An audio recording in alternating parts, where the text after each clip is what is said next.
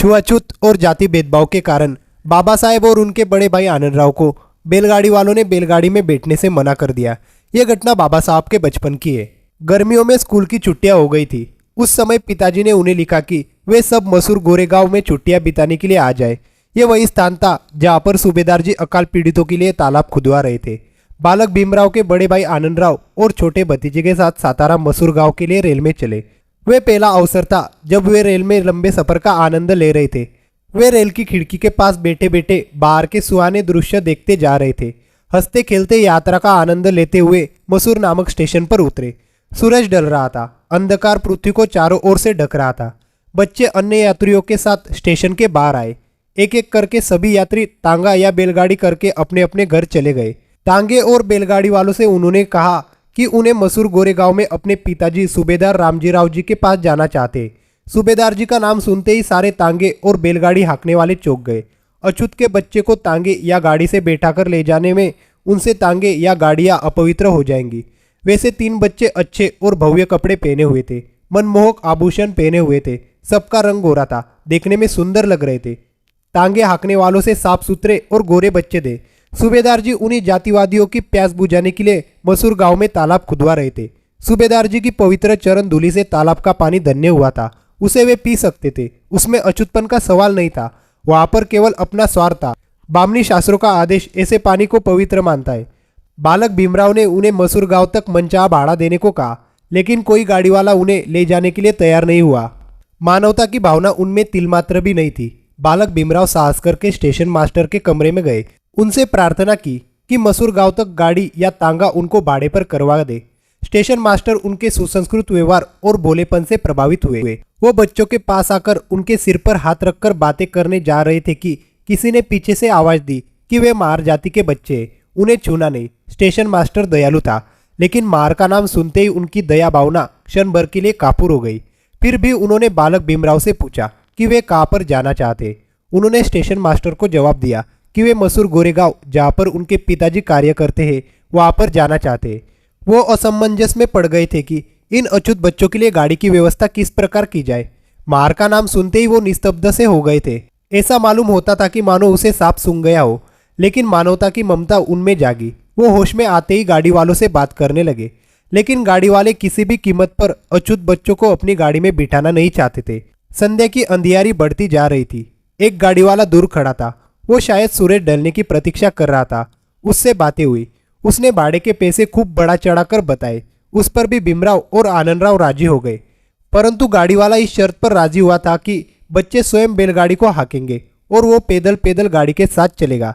इस तरह से उसकी बामनी पवित्रता कायम रहेगी और बच्चे अपने निश्चित स्थान पर पहुंच जाएंगे।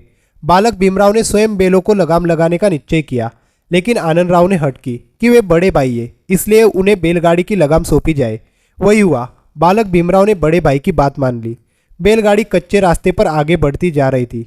गाड़ीवान दौड़ता हुआ गाड़ी के साथ साथ चल रहा था। गाड़ी खेतों से गुजरने लगी। जब गाड़ी आसपास के ग्रामीणों की नजरों से ओझल हो गई तो उस गाड़ीवान को लोकलाज का डर नहीं रहा। दौड़ते दौड़ते वो इतना थक गया था कि अचानक ही गाड़ी में उछलकर चढ़ गया। बालक भीमराव ने समझा कि वो उन्हें लूटना चाहता है, लेकिन गाड़ीवान ने उनको बताया कि वो बहुत ही थक गया है, इसलिए उसे भी गाड़ी में बैठने दे। अब वो अंधेरे में चल रहा था। रास्ते में कीड़े, सांपों और जानवरों का डर था। थकावट और जान के खतरे के कारण उसका छुआछूत का भूत भी भाग गया था।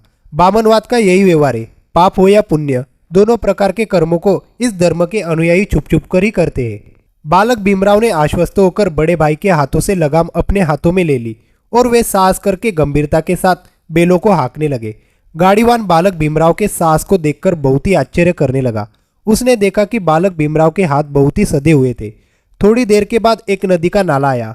उसमें थोड़ा थोड़ा पानी बह रहा था। गाड़ीवान वहां पर बैलों को पानी पिलाना चाहता था। बच्चों को भी भूख लगी हुई थी। वे पैसे भी थे।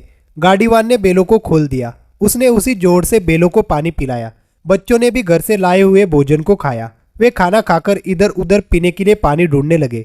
गाड़ीवान ने उनसे उसी जोर से पानी पीने के लिए कहा जिसमें उसने बैलों को पानी पिलाया था। वो पानी बहुत ही गंदा था। वो स्वयं पास के कुएं पर गया और स्वच्छ पानी पीकर वापस आ गया, किंतु जब बच्चे वहां पानी पीने के लिए गए तो उनको किसी ने पानी नहीं पिलाया। जोड़ के पानी में गोबर भरा पड़ा था। वो पीने लायक पानी नहीं था, इसलिए किसी बच्चे ने पानी नहीं पिया। इतने में गाड़ीवान ने बेलों को गाड़ी में जोड़ दिया और वो पैसे बच्चों को लेकर मसूर गोरेगांव के रास्ते पर चल पड़ा। मध्य रात्रि के समय गाड़ी एक पहाड़ी पर पहुंची। गाड़ीवान ने बेलों को खोल दिया। उसने बच्चों से कहा कि वे सवेरे गांव की ओर चलेगा। अभी गांव दूर था। गाड़ीवान गाड़ी में ही सो गया। बच्चों को प्यास सता रही थी। दूर देखा कि पहाड़ी के ऊपर एक दिया जल रहा था। वो चुंगी चौकी का ऑफिस था।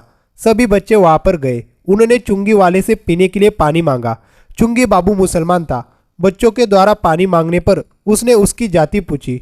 ये जानकर कि बच्चे मार के, चुंगी बाबू ने दुत्कारते हुए घृणित शब्दों में कहा कि वे मारों को पानी पिला नहीं सकता। बालक भीमराव ये शब्द सुनकर आश्चर्य में पड़ गए। उन्हें हिंदुओं का व्यवहार तो समझ में आ रहा था, लेकिन उस मुसलमान के आचरण को देखकर बहुत ही दुखी हुए। उस मुसलमान के दुर्व्यवहार का उन पर गहरा प्रभाव पड़ा। उस रात बालक भीमराव को बड़े भाई और छोटे भतीजे के साथ प्यासा ही रहना पड़ा।